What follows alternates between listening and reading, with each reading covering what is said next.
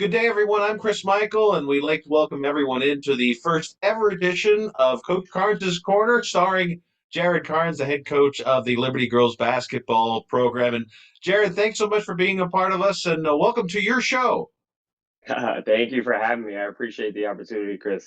It's great to have you on, and certainly one of the things we'd like to do going forward here is put more of a spotlight on girls basketball. And you're just one of the guys that do it. You're right behind of it, and we'll talk about your career right now. In fact, let's start off by just for people that are not familiar with you. I'm not sure how this works out. That people start at Freedom and then coach at Liberty, and they play at Liberty and then coach at Freedom. You got something going on between Coach Stellato and Coach Long and all you guys there. But tell people a little bit about your background and your road to taking over the Liberty Girls basketball program.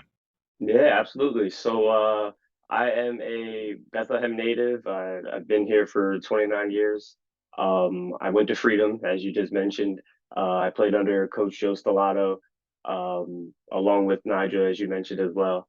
Um, we kind of forget about the whole, freedom, liberty rivalry once we graduate. And me and Coach Long got the opportunity to now switch our colors and be over here with the Liberty Hurricanes. And we have a connection with our athletic director, who was our athletic director over at Freedom when we were players and students.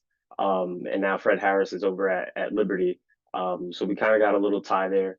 And me and Nigel go back. I mean, we were teammates for small period of time. I was a senior and he was a freshman.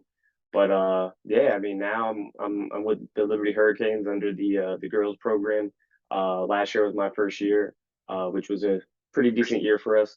And I'm just excited to be in my town and now across town over with the Liberty Hurricanes.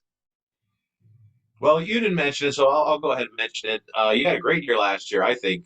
First time in quite some time that Liberty not only got to the playoffs, but you defeated a pretty good opponent in that first round playoff game and then got matched up with maybe the best team in the entire area last year. So I know the emphasis now is on going forward and looking ahead to the 22-23 season and getting started and everything. But just for a moment, could you take us through last year and what it was like to bring success and winning basketball back to Liberty, a team that has had a rich tradition in basketball in the past? Right. Yeah. So I was excited when I got the job. I knew what I was stepping into. It was some big shoes to fill. Coach Tone, one of the winningest coaches in the girls basketball history at Liberty High School. But like I said, I was excited. Once I got the job and got in the building, wanted to establish a kind of a culture where the girls know it's a family vibe and that culture there. Just knowing that not only my coaches and myself have their backs, but just making sure everyone has each other's backs and we're always going to be there for them, not only through the seasons or games or practices or open gyms and whatnot, but I mean, it goes beyond basketball and hopefully we can keep our relationships uh, as the years go by and they graduate and whatnot. And maybe some of them will come back and coach themselves. All right, well, we'll talk about the upcoming season in a minute, but one thing I wanted to bring up, and part of this is to put more of an emphasis on girls basketball, and one of the things, and I have to admit, I heard about this a few weeks ago, and it kind of sailed over my head until I realized about a week or so ago that your preseason has changed. Maybe you can kind of talk a little bit about that because it's been a radical adjustment. I know we're coming out of football season, and some of the football coaches out there were saying, well, 3 weeks isn't enough time to prepare, and we need to do scrimmages and so forth. But maybe you could talk about the change, the major change as far as preparing for this season, the shortened preseason that everyone has to work with, and what are some of the adjustments that you and your coaching staff and some of the other coaches in the area have had to make to adjust to this major change? Yeah, absolutely. So, I mean, looking at this season, we don't want to, keep dwelling on the fact that, we had a pretty decent year, and after 6 seasons of not making the playoffs, and then finally getting in the playoffs and then winning a district game there that we did against Pleasant Valley, we kind of want to stay hungry. There's some opponents on our schedule that we lost to last year, and that we'll see again this year. So we're trying to just stay hungry, humble, and we're looking for some revenge against those opponents that did get us last year. Um, as far as this preseason change, it's definitely little bit different to me. I mean, I've only been coaching going on my second year at Liberty, but been in high school basketball for going on 6 years. Um, it's definitely a change. I mean, you gotta get the newcomers on board. If you have your seasoned players that are coming back, they're kind of on board with some of the stuff that you're implementing. But it's kind of cramming, adjusting, and just overcoming the short 10 days that we're going to have personally for us as practice. I mean, we're not going to do any scrimmages prior to the season, and we open up this Saturday against Southern Lehigh. But we just want to get all of our stuff in, make sure everyone's on the same page. And as the season progresses and whatnot, I mean, everyone has to adjust to seeing who they're going to see the next night, or you have 2 nights to prepare for your opponent. Um, so it's a little bit different. 10 days is tough to get a lot of stuff in. And then boom, you get to see your first opponent, and then get the season rolling from there. But I mean, the girls are adjusting pretty well so far. We got, I mean, tonight and then 2 more practices before Saturday's game. So I'm pretty confident that we're adjusting well to it. And then as the seasons go on, I would assume PIAA might stay with this. So we'll have to make sure during the off season and whatnot that we're just making sure we're getting all the newcomers on board and keep getting our stuff in.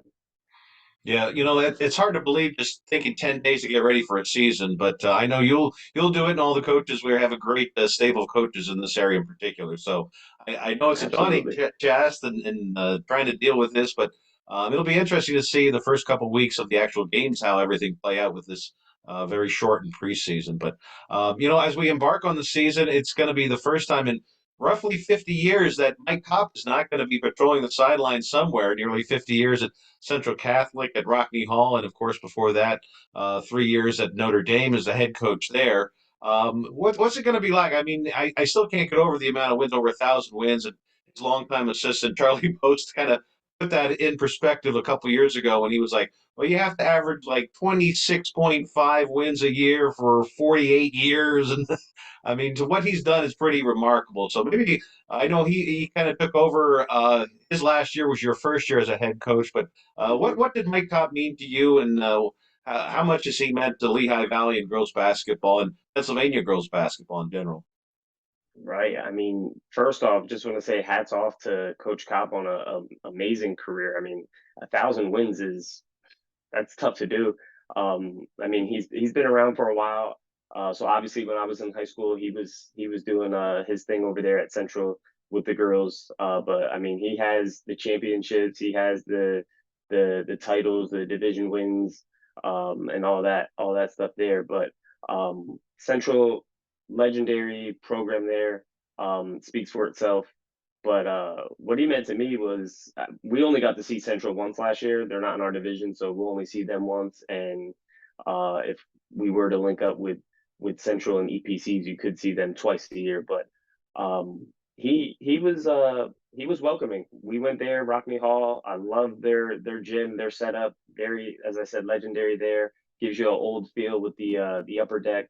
But he welcomed me with open arms. I mean, he said that his cell phone's always on, his email's there if I needed anything for myself or the girls. And he actually extended his invite to his summer league, or he runs maybe a tournament during the summer. But yeah, I mean, he was definitely welcoming. And he's a goat, as I'll say. I mean, it speaks for itself. The proof is in the pudding. If you have the wins, the championships, and all that stuff to back it, I mean, you're obviously doing something right. So, like I said, hats off to him.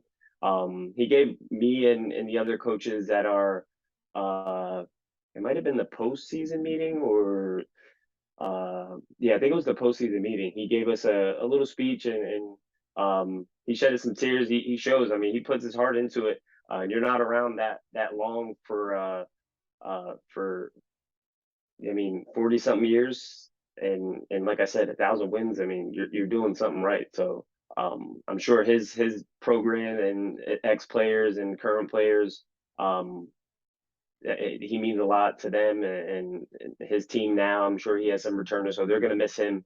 But they did get a new coach, so I'm sure that that she'll lead them in the right direction. But Mike Kopp, like I said, hats off to him, and appreciate you for setting a great example for a young coach like myself. All right, Coach. Before we let you go on your first ever edition of Coach Carnes' Corner here, just your thoughts on the season coming up. I know your team. You have most of your team coming back. You lost a couple key people from last year, but most of your team is coming back, which I would think is a nice advantage for you. But looking around the league, there's a lot of teams in that same boat, like Easton and Parkland and some of these other teams. They have a lot of people coming back, which I would think is going to be a very competitive year because all that returning experience. It was pretty competitive last year. We could be in for a real dogfight, maybe from start to finish, coming up for this entire EPC season. Yeah, like you said, I was expecting the same thing. It's going to be definitely a dogfight each night. You want to collect your wins for sure to make sure you want to get into not only the EPCs but the districts as well. So I'm expecting some great basketball to be played across the Lehigh Valley. Like you said, Easton was one of the great teams last year. They had an undefeated regular season. You got Nazareth. They're always coached well. They're in a great system. You got Becca with Jose Medina. So they're going to be a tough team. Northampton, they got Lesko. So they're going to be a good team. Parkland, I'll give them their flowers as well because they did end up losing in the EPCs, but then they made a run for it in districts, and it shocked a lot of people because I mean, looking at it on paper, you would have thought maybe Easton's going to be top dog and who can knock them off. And in the EPCs, Becca did, and then they ended up losing in districts, but they made a run in states as well. So I would say teams to look out for is definitely the returning champs, Parkland, Becca, Nazareth, Northampton, Easton, Central, and I'll throw us in the mix as well. But there's definitely going to be some dogfights each night, and it's going to be a fun time for all of us and the girls. So just keep an eye out because I know the girls get overlooked, and the guys they're a little more flashier sometimes, and they can throw it down and some alley oops and stuff like that. But girls can definitely play some basketball, and that's what I want to shed some light on because the girls they deserve their flowers too. So any way I can advocate for not only for the Liberty Hurricane girls, but just girl basketball in general. I mean, girls they can hoop too, as I always say. Yeah. And if you love good, fundamentally sound basketball, I don't think there's anything better. I love the NCAA Final Four when it comes to women's basketball because they really execute well. And of course, as you know, we've seen some very good basketball on the girls' side over the last several decades here from the Lehigh Valley as well. Absolutely, absolutely. So it's going to be a fun time. I cannot wait till Saturday. Some teams get to play Friday. I'll make sure to get out there, but we'll take that extra practice and then we'll get out there Saturday during the day. Yeah. Well, Coach, we really appreciate your time today. Congratulations on your new video blog here, and we'll see you in a couple of weeks with more thoughts on girls basketball. Best of luck in the meantime. Yes. Thank you, Chris. I appreciate you guys. All right, take care, everyone. You too.